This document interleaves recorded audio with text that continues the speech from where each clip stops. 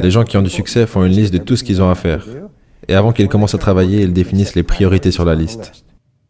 Dans cette vidéo, Brian Tracy, l'un de mes premiers mentors, nous fait découvrir le pouvoir qui se cache derrière des habitudes.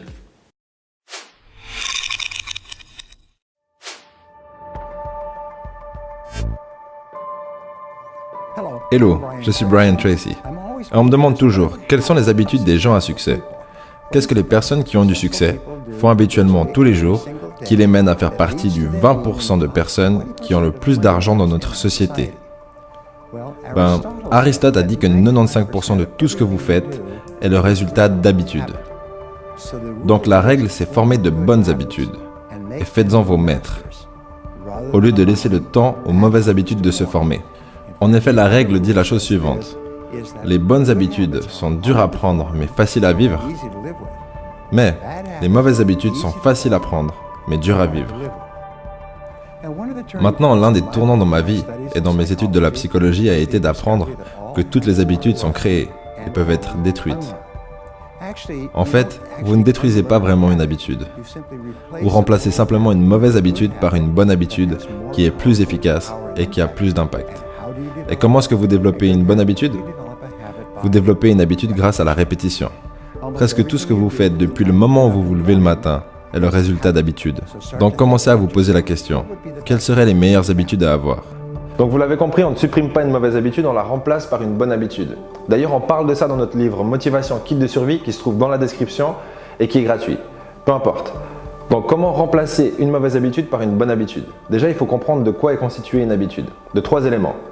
1. Le déclencheur. 2. La routine. Et 3. La récompense. Par exemple, vous êtes fumeur, quelque chose vous stresse dans votre environnement, donc ça c'est le déclencheur. Vous allez rentrer dans votre routine qui est de fumer une clope, ce qui va vous offrir une récompense hormonale lorsque vous avez fumé votre clope. Et donc ça c'est une mauvaise habitude. Et comment est-ce que vous pourriez remplacer cette mauvaise habitude par une bonne habitude? Simplement, en tout cas pas par le déclencheur, parce que vous ne pouvez pas contrôler ce qui vous entoure, donc le déclencheur, les éléments qui vous stressent à l'extérieur continueront de vous stresser. Par contre, vous pouvez attaquer sur votre routine. Et du coup, au lieu d'aller fumer une clope, vous pouvez vous dire, c'est beaucoup moins sexy, mais vous pouvez vous dire, chaque fois que quelque chose me stresse, je vais m'arrêter, fermer les yeux et respirer 6 fois profondément. Ce qui changera votre système hormonal et qui vous aidera à vous sentir mieux. Comme il le disait, c'est beaucoup plus simple d'adopter de mauvaises habitudes et plus compliqué d'adopter de bonnes habitudes. Mais ces bonnes habitudes vous aideront sur le long terme et sont beaucoup plus saines pour vous. Maintenant, j'ai écrit un livre qui s'appelle Les habitudes à $1 million. Il contient 12 chapitres pour 12 aspects de la vie. Et dans chaque chapitre, il y a entre 20 et 30 habitudes. Mais laissez-moi vous en donner quelques-unes parmi les meilleures. Numéro 1. Développez l'habitude d'établir votre liste d'objectifs tous les jours. Qu'est-ce que ça veut dire? Ça veut dire que lorsque vous allez vous coucher le soir, pensez à vos buts pour la journée à venir. Faites une liste chaque jour pour tous les buts que vous allez accomplir durant la journée. Gardez un journal et écrivez vos buts sur une base régulière. Quand vous repassez à travers votre journée, pensez à vos buts. Quand vous parlez à d'autres personnes, pensez à vos buts. Vous le savez, vous devenez la chose à laquelle vous pensez le plus souvent. Vous accomplissez les choses auxquelles vous pensez le plus souvent. Donc toutes les personnes à succès et tous les riches pensent à leurs objectifs la plupart du temps. Deuxième habitude, soyez orienté résultat. Les personnes qui sont orientées résultat sont toujours en train de penser à la chose la plus importante qu'ils peuvent faire maintenant pour atteindre le résultat le plus important. Les gens qui ont du succès font une liste de tout ce qu'il y a à faire. Et avant qu'ils commencent à travailler, ils définissent les priorités sur la liste.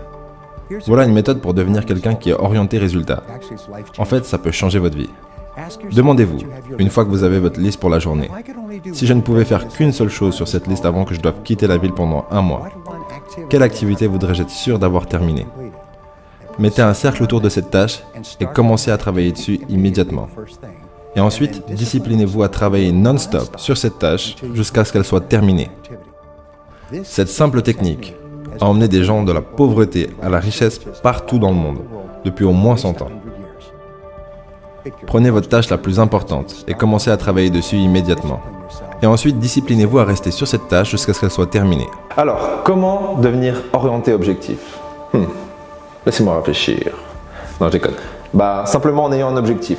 C'est aussi simple que ça. Maintenant, un point crucial, c'est de savoir qu'il faut avoir des micro-objectifs et des macro-objectifs. Et du coup, vos micro-objectifs doivent s'emboîter dans des macro-objectifs. Et qu'est-ce qu'un micro-objectif? C'est un objectif pour la journée, des objectifs quotidiens. Et un macro-objectif, c'est un objectif sur une année, 3 ans, 5 ans, 10 ans. Vous devez avoir tous ces objectifs et ils doivent s'emboîter. Si ce n'est pas le cas et que vous passez la plupart de votre temps à siffloter et vous promener, vous êtes un drifter. Et vous savez ce que c'est un drifter? Justement, c'est quelqu'un qui vit la vie sans objectif. Et cette personne finira forcément par travailler pour quelqu'un qui a un objectif. De toute façon, vous travaillerez pour un objectif. Le vôtre ou pas, c'est votre décision. Une autre habitude que vous pouvez établir, c'est de devenir orienté personne. Réalisez que tout ce que vous allez accomplir dans votre vie sera avec l'aide ou le soutien ou la coopération d'autres personnes. Donc pensez toujours, de quoi les gens ont besoin et qu'est-ce qu'ils veulent de ma part?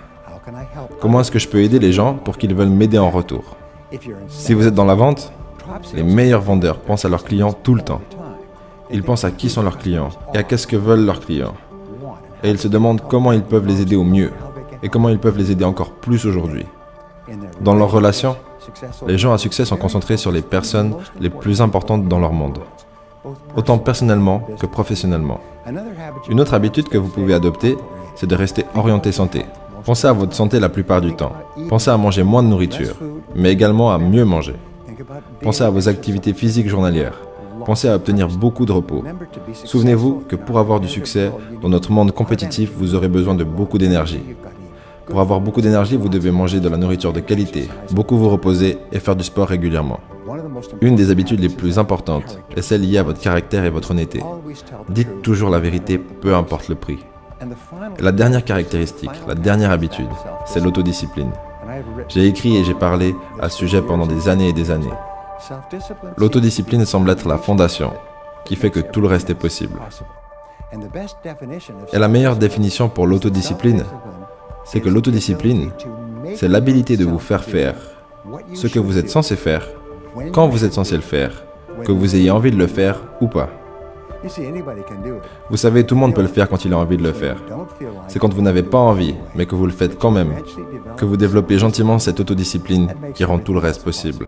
Donc pour être certain que vous n'avez pas regardé cette vidéo pour rien, je vous laisse aller dans les commentaires et écrire quelle est l'habitude, la bonne nouvelle habitude que vous allez instaurer dans votre vie dès maintenant.